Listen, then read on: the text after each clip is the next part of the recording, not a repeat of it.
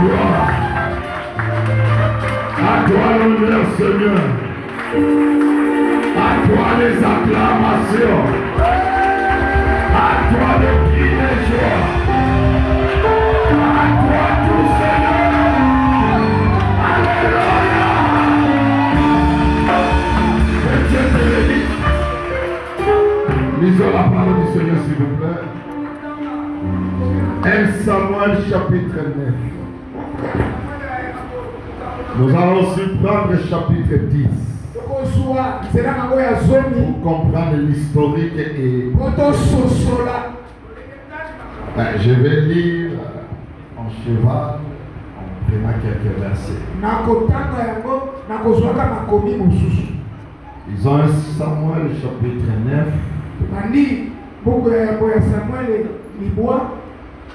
Premier verset. Il y avait un homme de Benjamin nommé Kis. Nommé Kis. Fils d'Abiel. Fils de Tchéro. Fils de Bécorat. Fils d'Achiach. Fils de Benjamin. C'était un homme fort et vaillant. Il avait un fils du nom de Saül. Jeune, beau et plus beau qu'aucun des enfants d'Israël. Notez ceci. Les dépassant tous de la terre. Verset 3. Les ânesse de Kis, père de Saül, s'égarèrent.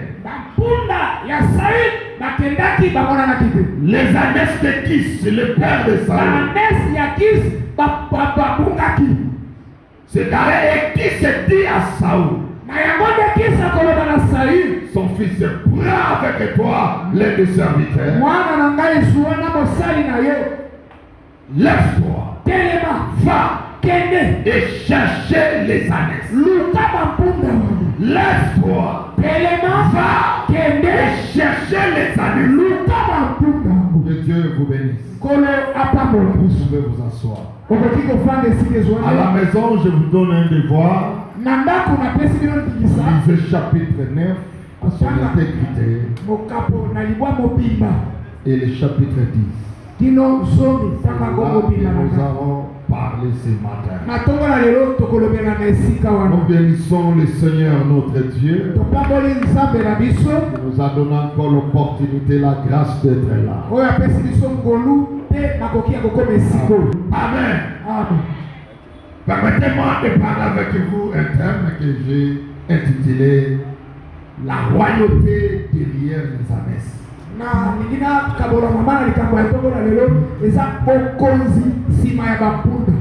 Amen.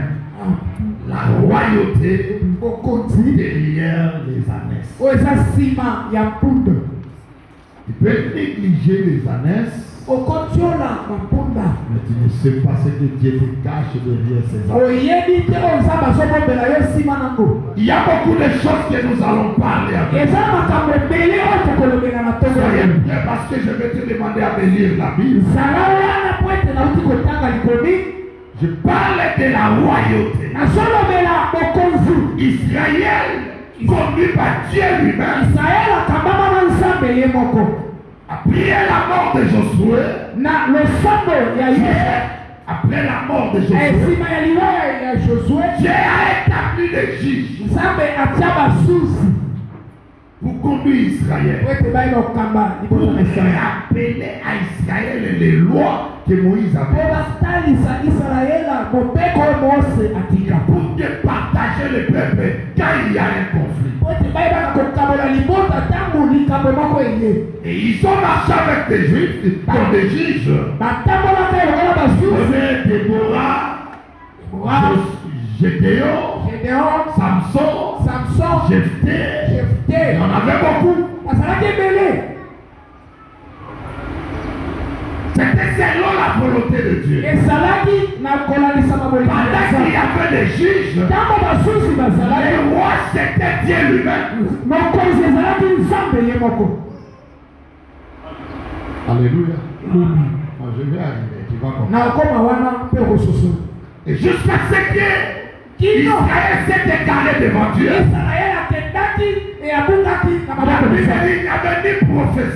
Il n'y avait ni prophétie. Dieu ne s'est révélé plus. Parce que Dieu va trouver encore quelqu'un appelé Samuel. C'est Samuel qui va conduire les peuples. Comme prophète et comme juge. Mais le peuple n'était pas toujours satisfait.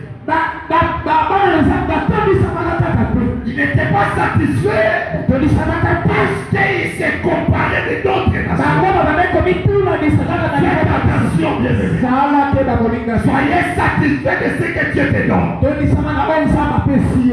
Quelqu'un me dit Amen.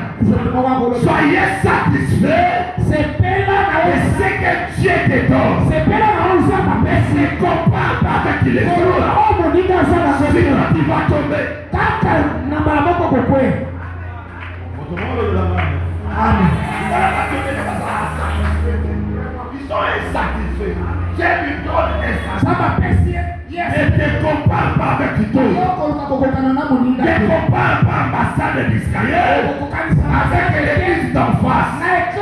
Tu ne connais pas les soubassements.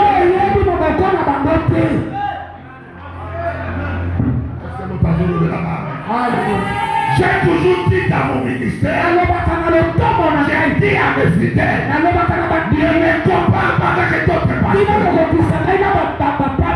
Tu regardes ce qui frappe aux yeux, mais tu ne connais pas ce qui est. Alléluia. Si tu veux me comparer avec d'autres pasteurs, acceptez que je puisse vous sacrifier chaque année.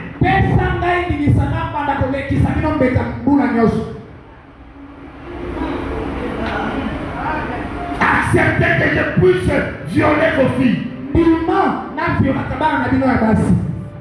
Là, l'église sera comme l'autre. Oh, mukolo moka comprendre nga.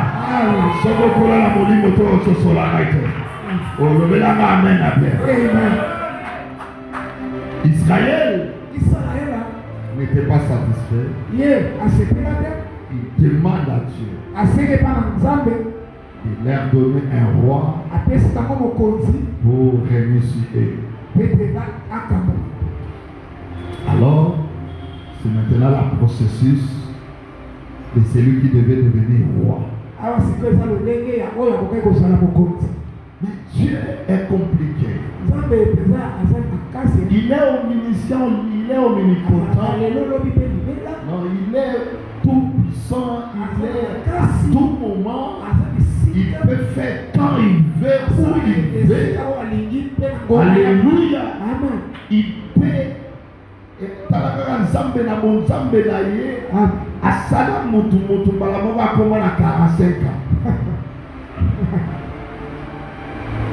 Mutu abima mbala moko ngoluma te afanda te mbala moko atelema.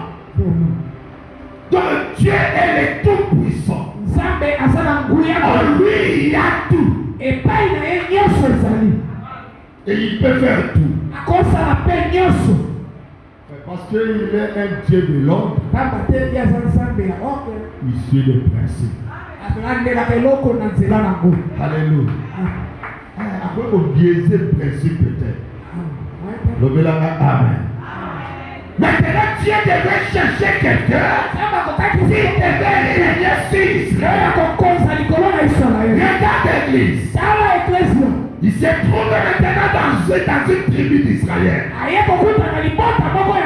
Dans la famille de Kis. Dieu avait mis déjà quelqu'un. Mais il ne pouvait pas lui donner directement. C'est comme il devait suivre le processus. Il devait les tester. La Bible dit, dans la famille de de Kis, il y avait un jeune homme qui se nommait Saul. Et après quelque temps, il y avait des troupeaux. Dieu a permis que les troupeaux de son père puissent s'égarer. Tu parles bien français que moi. Les brebis n'étaient pas perdus. Mais ils étaient égarés.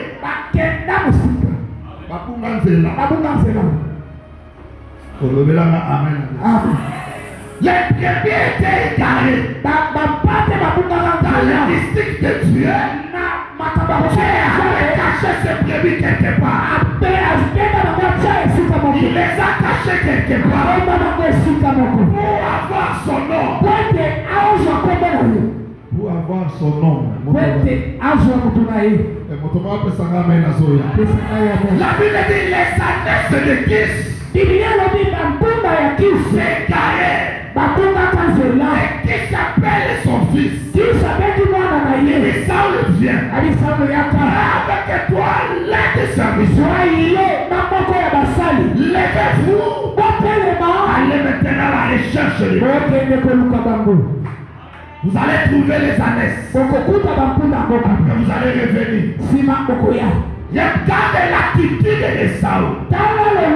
C'est ça, c'est que nous les enfants de Dieu, nous partons souvent.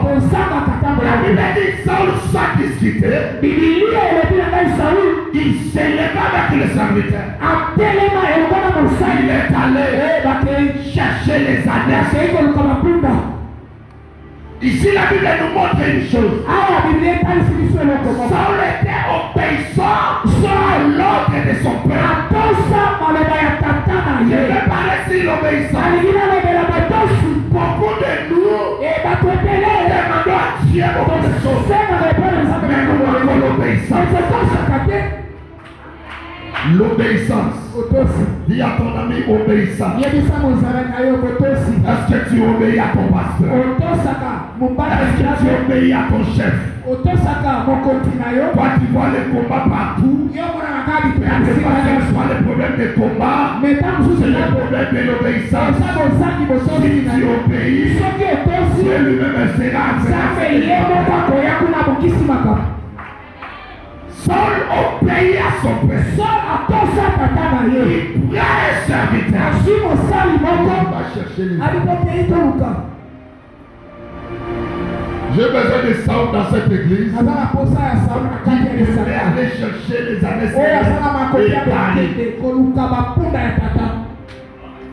Il y a des années égarées. Ils sont à l'hyper. Ils sont en prison.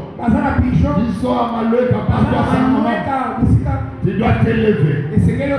Allez les chercher. Derrière cette recherche, il cache quelque chose.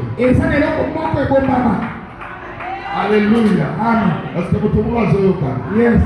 Saul reste obéissant. Il obéit à l'ordre de son père. Lève-toi. Il s'éleva. Il s'en va. Le docteur non fidèle de nos jours,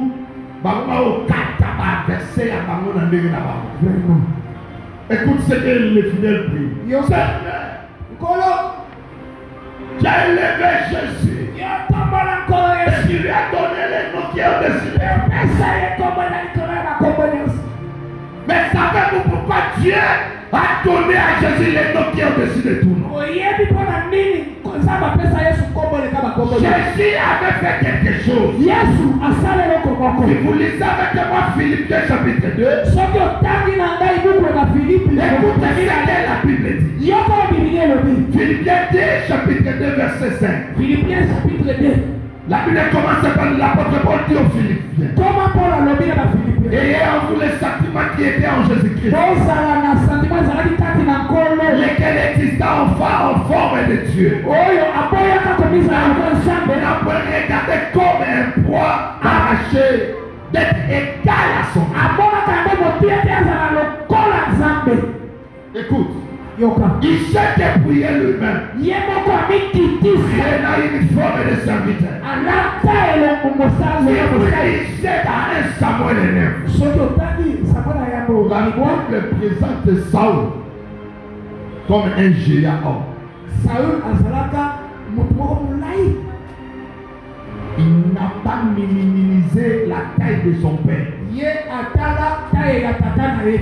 était élancé. Et quand la Bible est un symbolisme, il faut que quand la Bible est accompagnée, pourquoi pas moi la Bible dit Azaraki Moulaï. Moulaï a Saoul et Saul va élo comme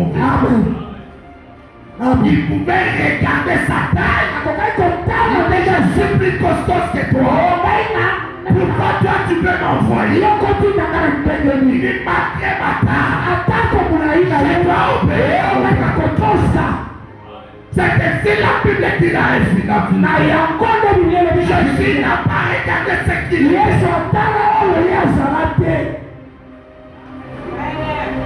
Il n'a pas regardé sa forme précédente.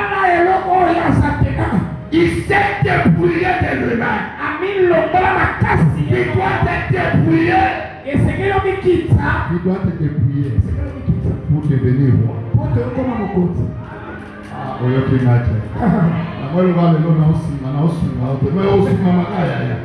Parce que l'église c'est comme ça. Tu dois te débrouiller de ton orgueil. Tu dois te débrouiller de l'orgueil. La fin de l'église c'est la fin du pasteur seulement. Non, débrouille-toi de l'orgueil. Chercher les années, ce n'est pas la fin du Père. Débrouille-toi de ton orgueil.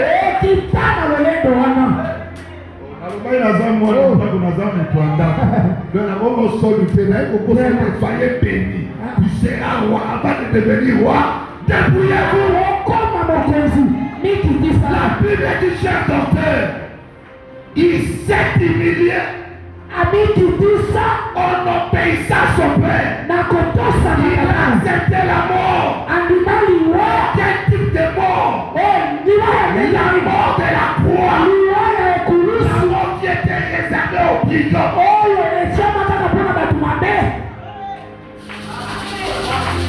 Et j'avance mon frère. Alléluia.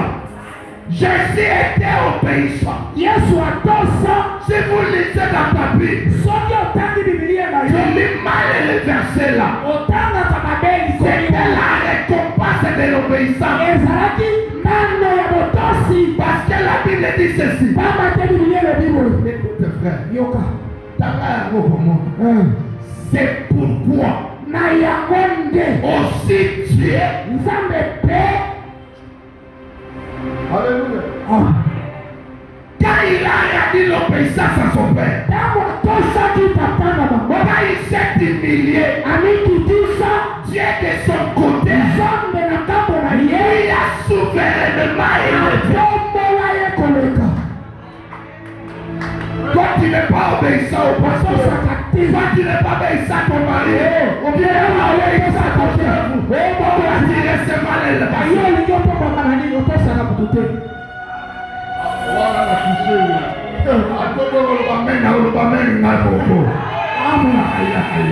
Alléluia.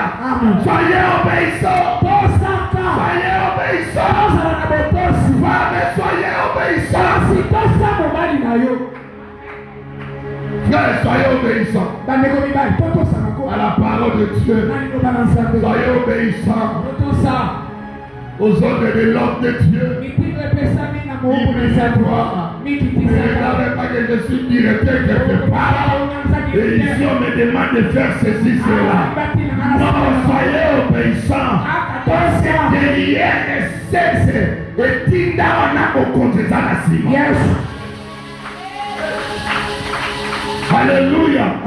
N'avez-vous pas lu dans la parole? Joseph, en obéissant à son père, il s'avançait vers l'accomplissement du Joseph Sobato Sakaiti à Jacob. Bandoto na yelinga ketika la bongo na mutu. Il y a des choses que tu dois faire. La prophétie qu'on t'a donnée est conquistable. David est comme le pasteur de l'État. Il devait obéir à son père pour aller rencontrer Goliath, pour avoir la célébrité, après de remplacer Saul.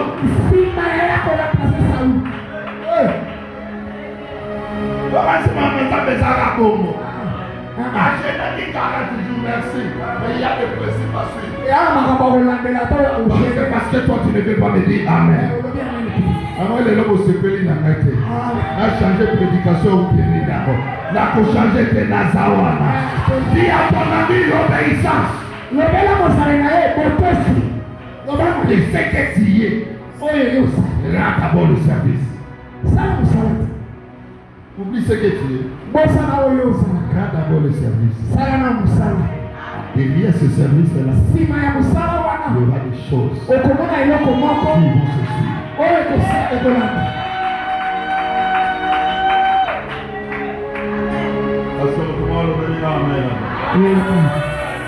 Saul a obéi à son père. Il est allé. Il est allé chercher les preuves. Il est allé chercher les ânesses. Arrivé à un endroit, Saul était fatigué. Il dit, on a cherché partout, on n'a pas trouvé, nous pouvons rentrer. Gloire soit rendue à Dieu. Il avait un serviteur. Le serviteur lui dit, là maintenant je vais parler au pasteur et au chef. Saul devait obéir aux ordres de son père. Et regarde maintenant ce que Saul devrait faire.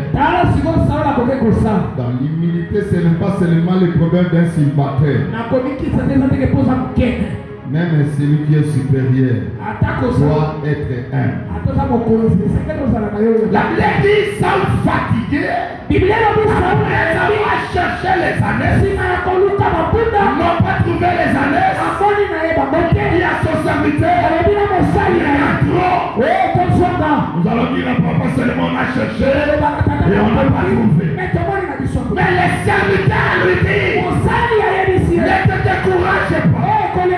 Parce que nous avons besoin de tes serviteurs. Il te dit non. Attends d'abord. Attends. Nous pouvons avancer. Alléluia.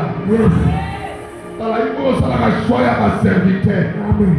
Il faut que ça choisir ma collaborateur.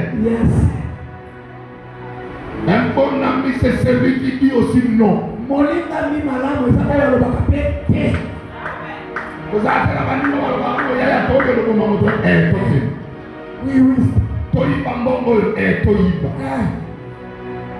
donc, quand ça m'a dit, on deuxième fois, yaya kutu. Moi, c'est non, on a gagné le loco, la loco. Oninga. Levez la main, mon frère. Maman, levez la main, mon. Alléluia. Un bon ami, c'est celui qui te dit aussi non. Qui va retirer, il te dit stop. J'ai un autre chemin. Alléluia. Amen. Le serviteur lui dit non, mais encore pas. J'avais appris. Il y a un homme de Dieu qui habite cette ville. Où est-ce que nous pouvons aller les consulter? Regardez mon serviteur. Qui ne se laisse pas. Il dit on peut aller consulter l'homme. Gloire soit rendue à Dieu pour ça. Ça l'a attaqué un bon maître. Humble qu'il était, il écoutait la voix du serviteur.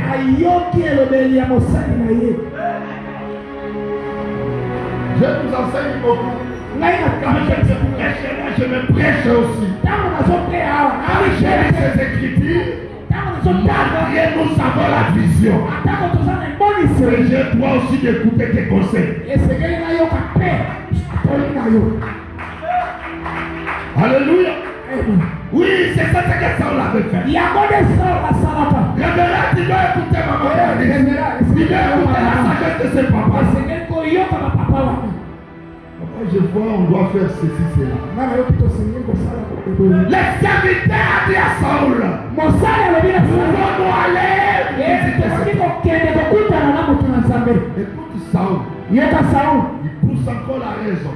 Ça c'est l'homme. Comment nous allons consulter les serviteurs de Dieu alors qu'on n'a pas l'offrande? Alors s'il y a un problème, il faut consulter les serviteurs de Dieu. Vous ne savez pas arracher la grâce de Dieu. Ne regardez pas la statue du pasteur. Quand tu viens les consulter, tu dois apporter l'offrande.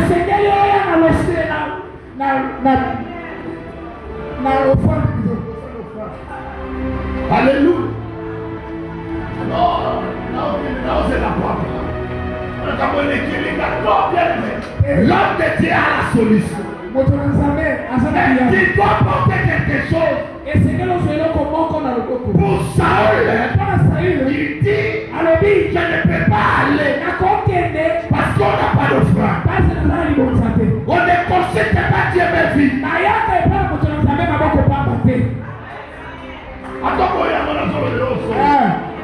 On ne consulte pas Dieu mes vies.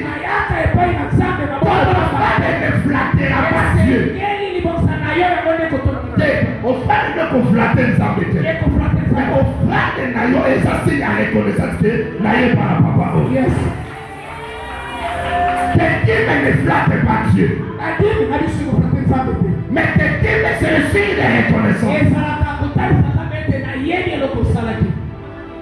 Alléluia. Il dit Samuel est là. Nous allons les raconter. Mais où est l'offrande? Un bon serviteur toujours. Il dit ne t'inquiète pas. J'ai quelque chose qui m'est resté ici. Regarde ses serviteurs. Il se souciait de son maître. Je te pose la question. Est-ce que tu te soucies de ton passé? Alléluia. Il se soucie de son maître. Il dit, ne t'inquiète pas. J'ai mon frère. Quand nous allons partir, je vais te les donner. Alléluia. Amen. Alléluia. Maman, te chante amen. Amen. La voix de la femme, il y a un moment où ça va pas cadeau. Vraiment. Au cas où papa t'a piata. Aujourd'hui, il est ok de mourir. T'as toqué par ma maman, il dit, yo si ba autant, on a yo pesa. Il y a un pied comme ça, on va y aller. Oh, maman, on va passer dans la main. On va te lier sur lui sur ma bouche. Le serviteur a donné l'offrande. Il a donné l'offrande à son maître. Il dit c'est toi qui vas offrir. C'est la Dieu de moi. Oh, il y a qu'à soliter. Parce que ce qui est pour l'équipe n'a pas payé et pour lui. Comme les gens cherchent à repolir cette équipe. Repolir cette équipe, tu es là. Pour vivre par défaut à mon gars. On le met là. Et nous, tu es une église, on puisse se tenir pour l'offrande, mais de quoi la télévision, aussi pour faire le Saint-Denis, on peut essayer d'aller soulever. Yo tout à la gana, on a dit qu'à chaque offrande était à sa côté, yo peut ça la côté. On peut se l'amener à bien avancer. Écoute bien aimé, ils arrivent à me pénétrer de ma savoir. Ça c'est chapitre 10. Quand ils sont arrivés devant Samuel, de loin, Samuel est le vieux. Quand il les a vus, écoute ce que la Bible dit. L'Éternel, avant même que Saul vienne, l'Éternel avait avait déjà averti à Samuel. Demain matin, je t'enverrai un homme. Reviens maintenant ce que j'ai commencé. On chercha les ânesses. Dieu cherche aussi un roi.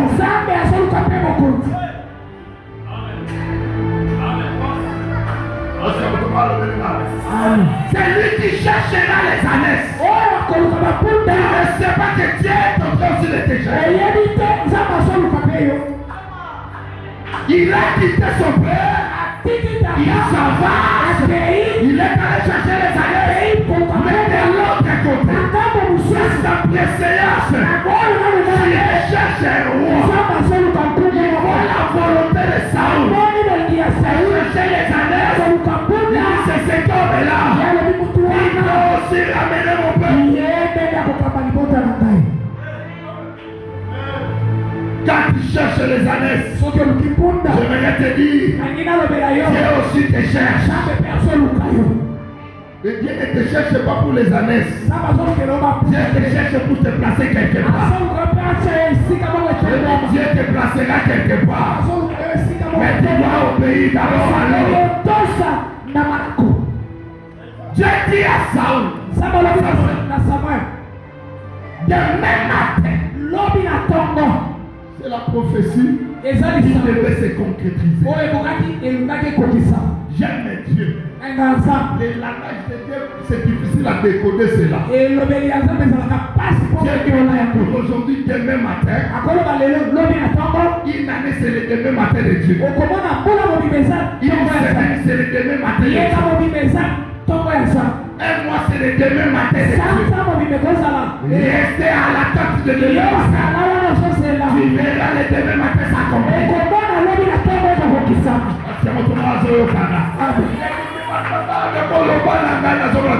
Tu es là le demain matin. Alléluia. Il dit demain matin, je t'enverrai un homme. Je me lève sur le bureau de cette chaîne. Je déclare pour quelqu'un qui m'entend. Demain matin, je t'enverrai quelqu'un. Regardez l'église, on va suivre. Je dis demain matin, je te donnerai quelque chose. Demain matin, je t'enverrai quelqu'un. Il dit à Samuel, tu t'es posé des questions. Parce que les peuples ont demandé, fais-nous un roi. Et je l'ai déjà trouvé. Calme-toi. Demain matin, ce que tu as besoin, je vais te le dire. Demain matin, je dis demain matin, si tu me crois, dis-moi amen. Demain matin, je t'enverrai un homme. Oh, alléluia. Je dis à quelqu'un demain matin, Dieu va t'envoyer une promotion. Demain matin, Dieu va t'envoyer mon collaborateur. Demain matin, Dieu va t'envoyer un partenaire. Demain matin, je parle de demain matin. Il s'appelle le soleil levant du matin. Demain matin, je vais réaliser ce que tu as longtemps entendu. Parce que l'église est là. Et voir ces voix-là. Il réunit les gens pour célébrer une fête. Pour manger quelque part. Mais Dieu dans son mystique, il fait pousser quelqu'un. Samuel levant les yeux, il voit l'homme. Saul était géant. Il voit l'homme Saul. C'est écrit, voici celui que je te parle. Je demande à quelqu'un, je te prie, vois cette parole. Tu lèveras tes yeux et tu verras ce que Dieu t'a promis. Je dis ce que Dieu t'a promis. Tu le verras s'accomplir. Alléluia. Alléluia. Et Samuel les voit. Il vient. Saül venait avec pour introduire une autre demande. Il venait pour demander où se trouvent les ânesses. Regarde ce que je vais te dire. Les ânesses du père de Saül. Il faut comprendre les Amazones de Mélanie.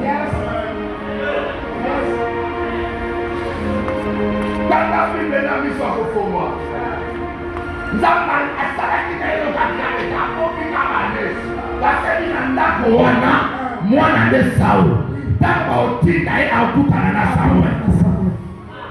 Saul a commis pour ça Samuel. Il dit montre-moi là où se trouvent les années. Écoute la réponse de Samuel. À ce qui concerne les années de ton père, il y a déjà 3 jours, ils sont à la maison. Tout ce que je fais, pour les pratiques que je fais là, les années se sont déjà retrouvées. Par exemple, on sous sa bonne gana au piment. Solution mon âme. Aïe, si on se comprend les âmes. Le malheur n'a pas sur le tolit, n'a pas ça là, on dit que c'est sur le tolit. Non, n'attends pas que Dieu fasse ce que toi tu fais. Remets-toi à Dieu. Moi j'aime la sœur Marie. Marie la mère de Jésus. Il dit à l'âge, je suis sa servante. Et qu'il me soit fait comme il a dit. Alléluia. Dieu ne fera pas comme toi tu as dit. Alléluia.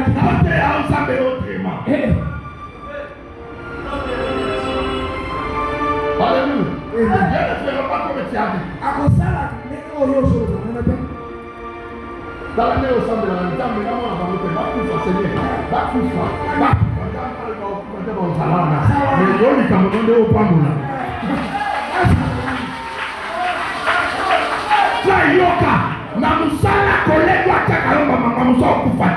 mais sous ses yeux, il verra comment Dieu va t'aider.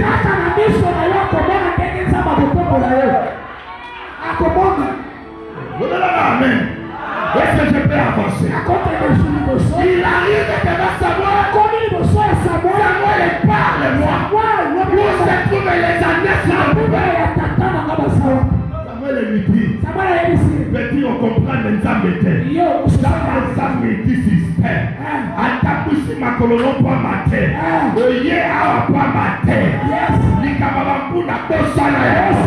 Awezali kama mafuta. Alléluia. Alléluia. Il dit les condamnés sont déjà retrouvés. Mais toi tu es là pour autre chose. Qu'est-ce qui se passe? Les années. C'est là. Oui, Seigneur là qui Saoul a comme. Yes. Okay. Yo le qui kana sima bane sur la paix au corps. Alléluia. Est-ce que votre voix se comprend? Ça n'a pas que Dieu est compliqué. Ça n'est pas compliqué. Un frère au temps de renouveau charismatique. Il demandait à Dieu de partir en Europe. Il priait. Il priait. Dieu lui dit, ainsi dit l'Éternel. Tu iras en Europe par la voie de Kikuta.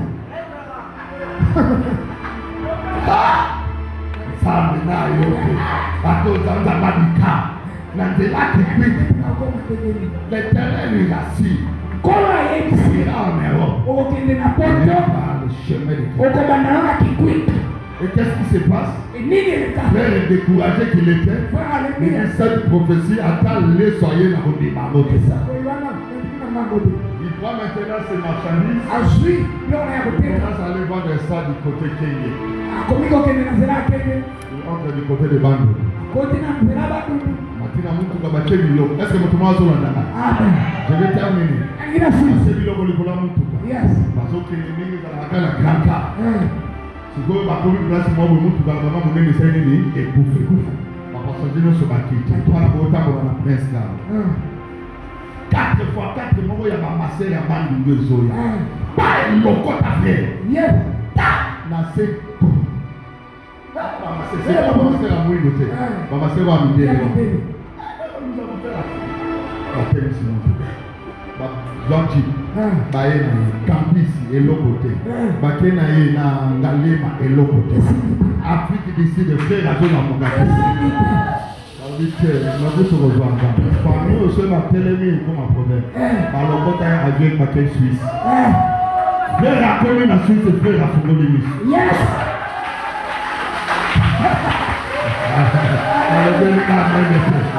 Maintenant, qui saillons les années. Dieu peut passer derrière les années. Frère, comment la Suisse n'a pas de Fongolémis sur mon minda ou à mon athée. Je suis haut. J'ai connu un accident, c'était vraiment grave. J'ai perdu connaissance pour ce qui est maintenant en Suisse. Hein? Mais moi je partage qui quitte, non? La prophétie revient. Qui ira en Europe, mais pas qui quitte.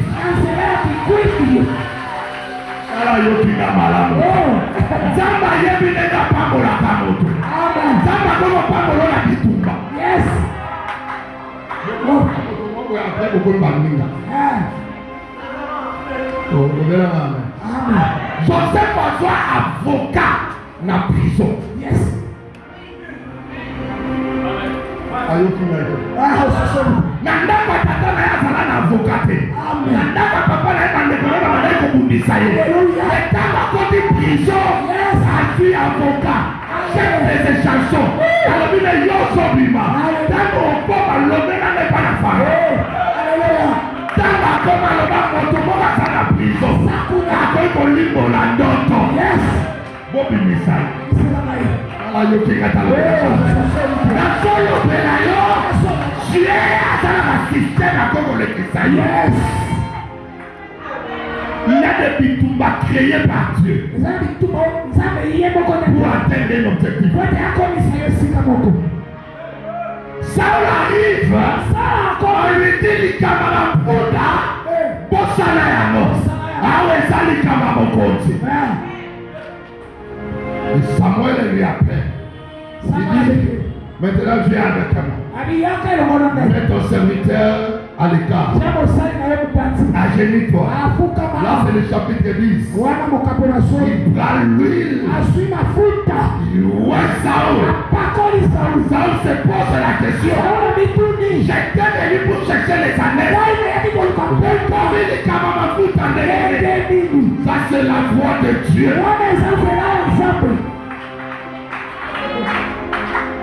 Parce que là, on fait un motomokora. Yes. Laisse-toi conduire par Dieu. Obéis à ce que Dieu te demande.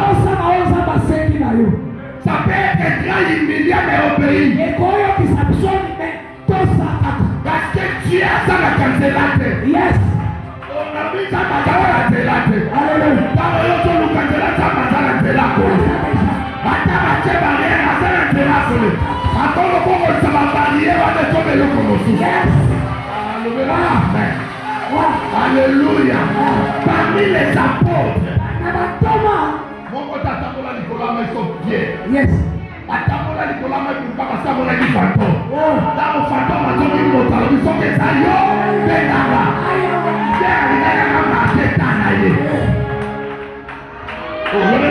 Amen. Soit qu'il m'achète sur un pied, yo te yangana te ya, yo sala miracle, ngana sala miracle.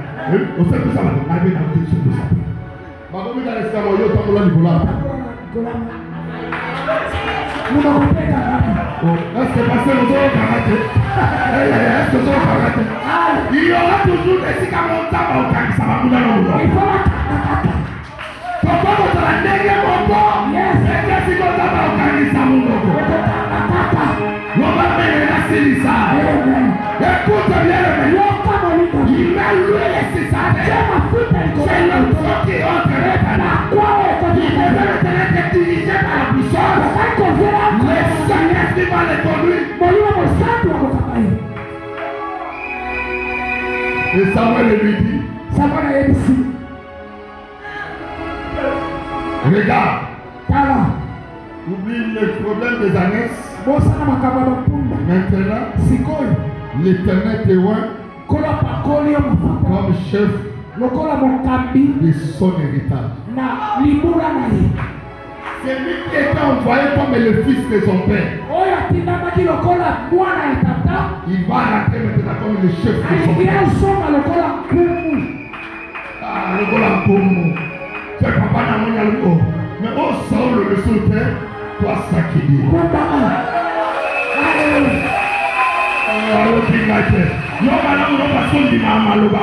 Yes.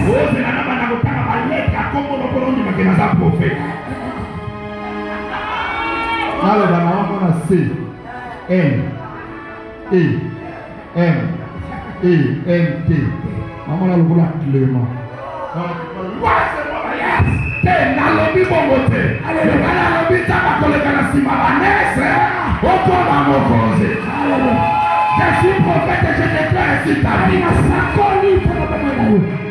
Pendant que je parle l'huile du Seigneur tombe sur ta tête. Pendant que je parle l'huile de la royauté tombe sur ta tête. Pendant que je parle, je te ferai un chef.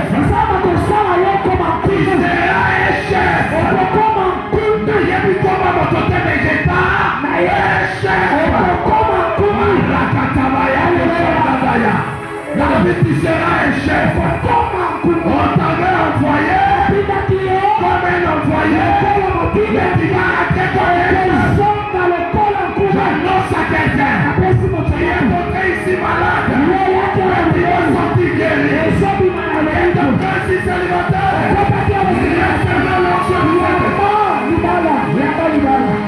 Aïe, aïe, aïe, aïe, aïe, aïe.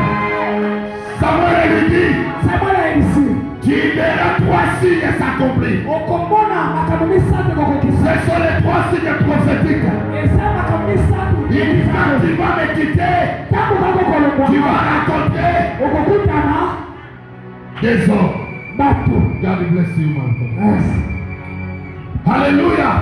Tu vas rencontrer des hommes. Du côté du tombeau de la chaîne.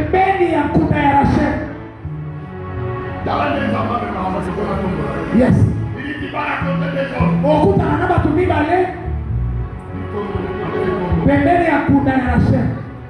Et ces hommes-là, ces hommes-là, quand tu vas les rencontrer, ils te diront les années que tu cherches sont déjà retrouvées. C'est-à-dire, Dieu fera que tout un bateau va consoler.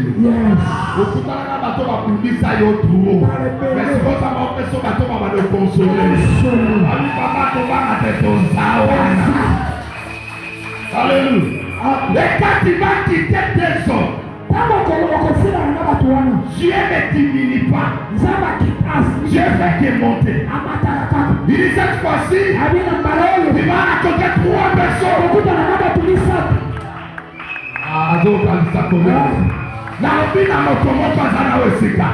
Il va commencer avec un S et 3.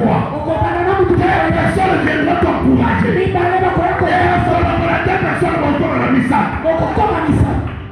3 personnes viendront. Et ces gens viendront avec des cadeaux. Il a dit, en dehors de ceux qui vont t'encourager.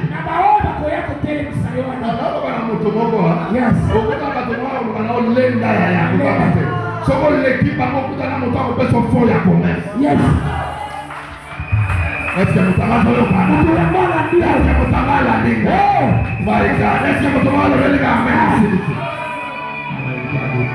réconcilier. Il dit, 3 personnes, ils vont te donner l'épée.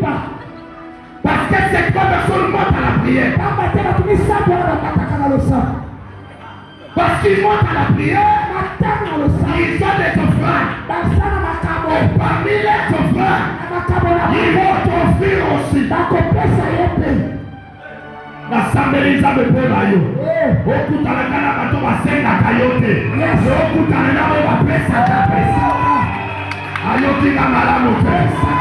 Okutana na bato bapesa yo. Okutana na bapesa yo. La facilité yo ta. Zama matisa yo. Olomina 2 personnes comme il a 3.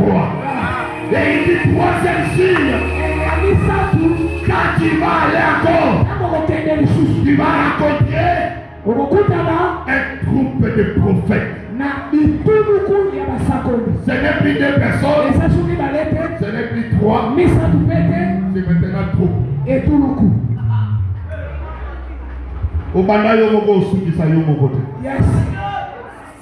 Hallelujah. Ambassade d'Israël to banda yo kote. Mais to okende nan. Oh mais to za no 2 personnes. Yes. Oui, tu as professé. La discipline n'a pas.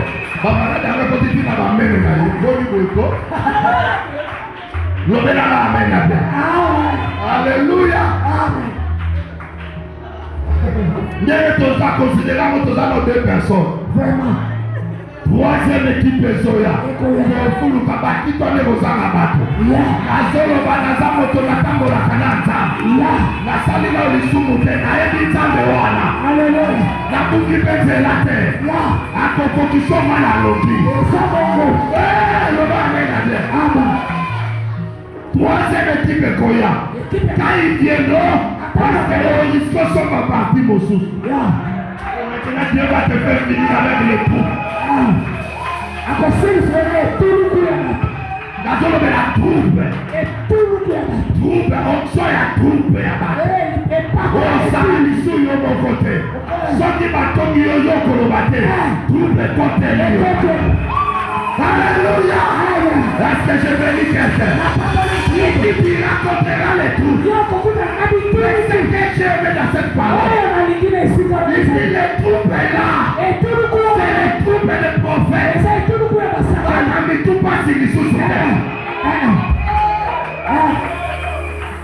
Tu auras ceux qui vont prophétiser. Prophétiser dans la seule alliance, c'est quoi? C'est exalter l'Éternel. Exalter les Très-Hauts. Yona n'utambete. Yona kumisa n'utambe. Voici un autre mot de la base. Avec les fils des prophètes, on na troupe na bango. Et quand tu vas les raconter, ce que j'aime, ils vont changer ta façon de voir les choses.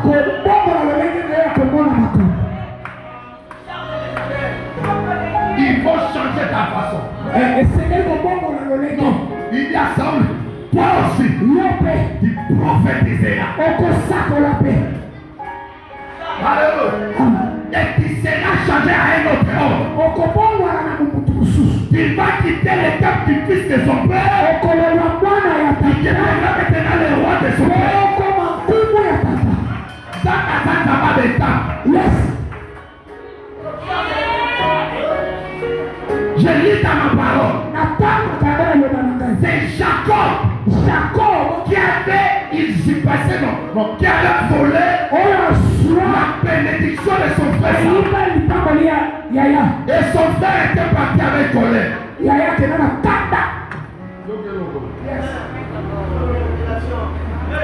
Saul akabana na Jacob natanda. Parce que Jacob a dit maman au taliboso. Maman na ya bomba ya bitene ba no ko na yo. Grand frère na ona ndeka na mangwa ko na yo. Et Saul akabana bombo.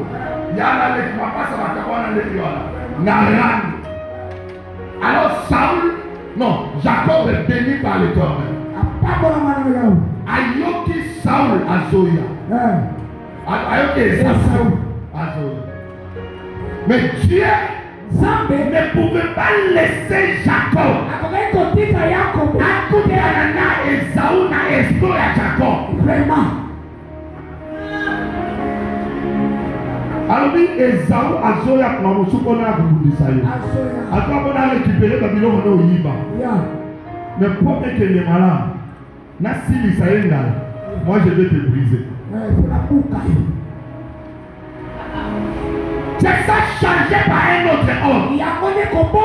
Car il se sont rencontrés avec Dieu. Genèse 31, la Bible dit, il se battait avec un homme visible. Cet homme et les femmes à la moitié de l'ange. Abouki est le pauvre. Abouki est le tête. Regarde bien aimé. C'est lui qui marchait comme ça. Il commence à marcher. Et quand Esaú vient, il passait à côté de Jacob. Il dit c'est lui que je vois. Ce n'est pas la marche de mon frère. Il marche autrement. Comment je peux combattre quelqu'un comme ça? La Bible dit, les gens que tu vas rencontrer, tu vas prophétiser. Et tu vas changer ta façon d'être. Ta façon d'être doit être changée pour assumer d'autres responsabilités. Donc on a confondu dans l'église. Vraiment. Parce qu'elle a tout le temps à comme une église à monnaie. Parce que notre église va comme il a dit. Pourquoi il m'a dit nous bataillons comme l'église est devenue? Est-ce que la gogo là? Pourquoi il m'a dit moi y habiter? On t'a dit même frapper. Pourquoi la côte?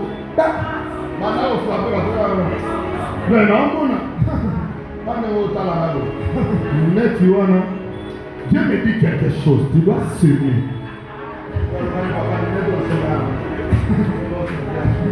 Ce sont des frappeurs. Levez la main, amen. Vous êtes entre les bonnes personnes. À la frappeur était à la courée des jipotes. Alléluia. Je suis passé plus de 25 ans. Nayebi makambo église yaya. Faites attention. Pour alléluia. Dieu va vous donner la responsabilité. Il dit qu'il doit changer à un autre. À changer la reconnaissance. Saül n'était plus le Saül de son père. Il est devenu Saül. Mais une femme. Mais une femme. Les actes qu'il va poser, les décisions qu'il va prendre, c'est le ciel qui lui donne. Pour terminer, la Bible me dit, quand Samuel a fini, Saül donne les dos à Samuel pour partir. Dieu lui donna un autre cœur. Et tout ce que Samuel avait dit était accompli le même jour. Je prie Dieu pour toi. Toutes les prophéties de ta jeunesse puissent voir son jour aujourd'hui. Alors nous sommes longtemps à malamu na vie. Ekokisama na maloba or. Si tu me crois, reçois cette grâce. Sois pour nous mettre debout là où tu es.